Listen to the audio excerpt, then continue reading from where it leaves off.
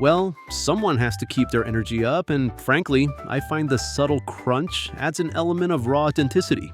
It's performance art, really. Oh, performance art. Right. For a second there, I thought you were just hungry. Indeed. Welcome to another episode of Just We Are. We're your cousins, Mike. And Sarah, we're so glad you're here with us today. Mike's already providing the soundscape. Just setting the mood. We like to keep things relaxed and, well, crunchy, apparently. Definitely crunchy. We've got a fun one for you today, full of all the chaos and laughs we can muster. Or, more accurately, all the chaos and laughs that have been imposed upon us by various travel gods over the years. Exactly. Get ready for some wild stories. Okay, so speaking of things that definitely don't go according to plan, Mike, what's your take on vacation mishaps? Because honestly, they're half the fun, right?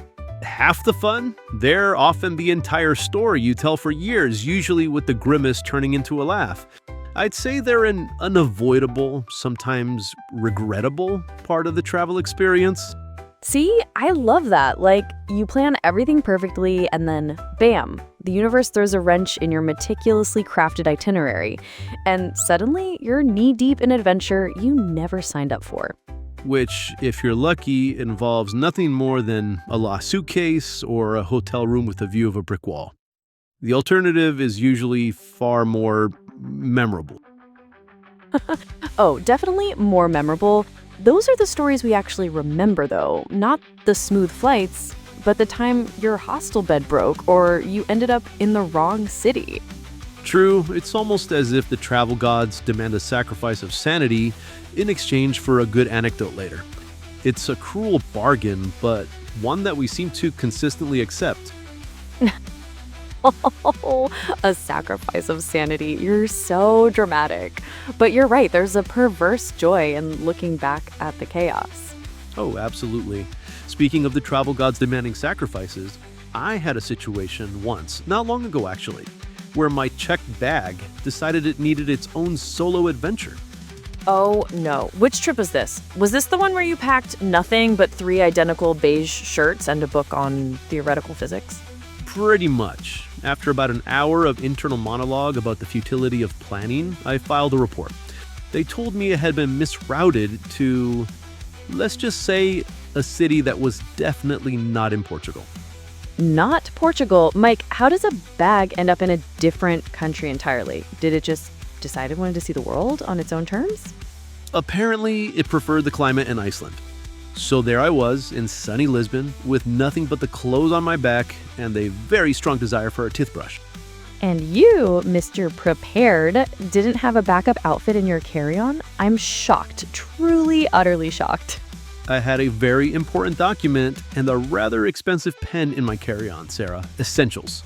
My emergency change of clothes usually consists of borrowing something from the nearest unsuspecting local.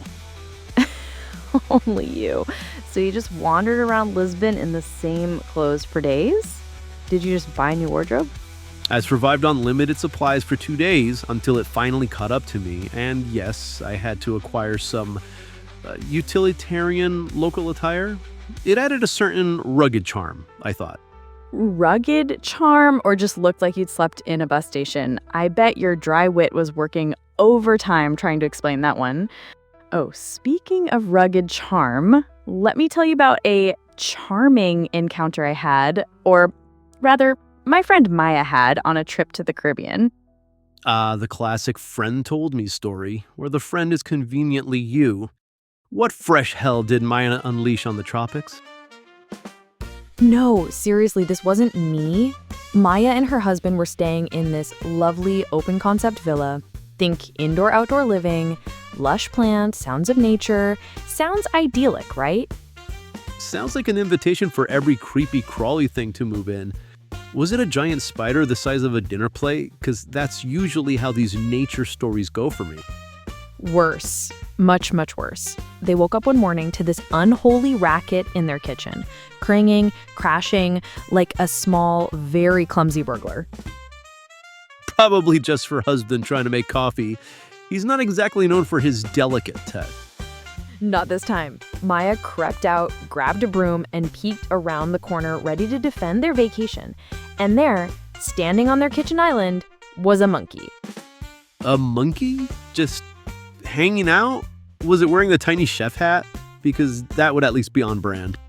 Not a hat, but it was definitely in the middle of a full-blown raid. Tearing open a bag of chips, trying to get into the fruit bowl, it had completely trashed the place. So it was just free-ranging? Like a very furry, very opportunistic roommate? What did she even do? Offer it a banana for peace? She screamed, honestly, a really high-pitched surprise scream. Oh, absolutely. It grabbed the bag of chips and then, like a furry little bandit, it bolted out the open sliding door and scaled a tree in literally 2 seconds flat. So it was a successful heist from the monkey's perspective. Your friend was robbed of her snacks by a primate.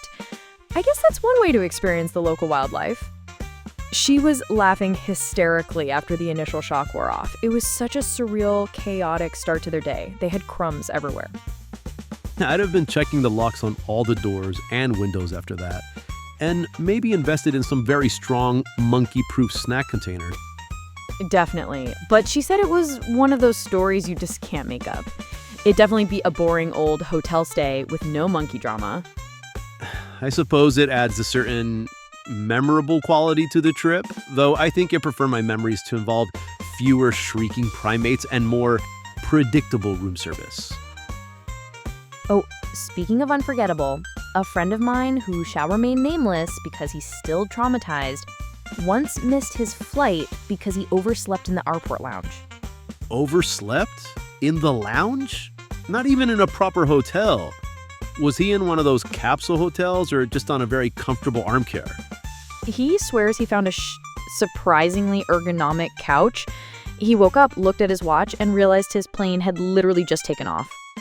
He did say he had to pay an arm and a leg for a last-minute ticket on the next flight out. Said it was the most expensive nap of his life.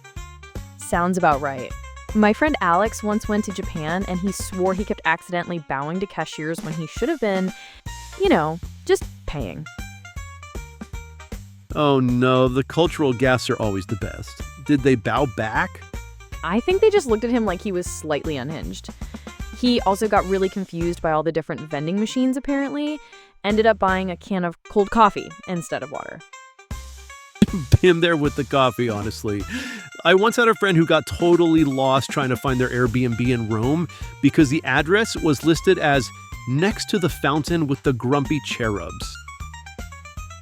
Grumpy cherubs. Very precise. Did they ever find it, or were they still wandering the cobblestone streets asking directions from statues? She eventually called the host in a panic, who then sent her a pin for an entirely different street. Turns out the cherubs weren't just grumpy, they were misleading. That's not just a travel fail, that's a conspiracy. Grumpy, misleading cherubs. I'd write a Yelp review about that. You definitely would. Another friend, completely innocent, ended up in the middle of a spontaneous street parade in Brazil. They thought it was just a lively block party, but suddenly they were part of the procession. So they just joined in. Like, when in Rome, parade with the locals, I guess. Did they have a costume ready? No costume, just their regular clothes and a very surprised expression. They just got swept up in the energy. Said it was chaotic, but incredible. I feel like that's the kind of thing that only happens to people who are much more adventurous than I am. I'd be the one desperately looking for the nearest exit. You'd be strategically finding the best vantage point for photos while subtly trying to avoid participation, I imagine. Exactly. Just observing the beautiful chaos, not becoming a part of it. Much safer. But that's the thing, isn't it? These fails often become the most incredible stories you have from a trip. You don't usually remember the perfectly smooth flight. No, you remember the one where the pilot came over the intercom and accidentally played elevator music for 20 minutes straight before realizing. Exactly. Or the time you ended up in a parade you didn't mean to join. Those are the moments you laugh about for years. I suppose so, though my lesson learned from most travel fails is usually just don't travel or stay home and order takeout. Much less chaotic. Pure stress sometimes. But yes, I'll admit, they do make for entertaining retellings, especially when it happens to someone else. Always better when it's someone else. It's like a weird badge of honor, isn't it? I survived this vacation, and all I got was this terrible, hilarious story. Pretty much, and a slightly lighter wallet from the rebooked flights.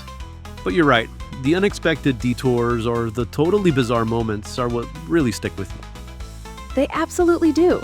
It's like the universe's way of injecting some unplanned adventure into your carefully planned itinerary. And usually it's just chaotic enough to be funny later, not truly disastrous. Unless you're my friend with the missing bag, who might still be mourning that pair of socks. Even then, there's a certain humor and the absurdity. Life's too short for boring vacations, right? Even if the excitement comes from a misplaced hotel booking. Well, that's all the planned chaos we have time for today, I suppose. Thanks so much for hanging out with us on Just We Are, everyone. We loved sharing our favorite travel disasters. Or, more accurately, the ones we could openly admit to. There are some tales best left untold. Yes, because we can't be the only ones of a bizarre story involving a hotel mix-up or a rogue pigeon. Exactly. And while you're at it, please hit that subscribe button wherever you listen to your podcasts. It really helps us out. Unless you prefer to miss out on more stories of our questionable decision-making and Sarah's endless optimism. Your call. Don't listen to him. Join the family. And remember, as we said, life's too short for boring vacations, so embrace the glorious fails. Or just stay home and be safe. But thanks for tuning in. See you next time, adventurers.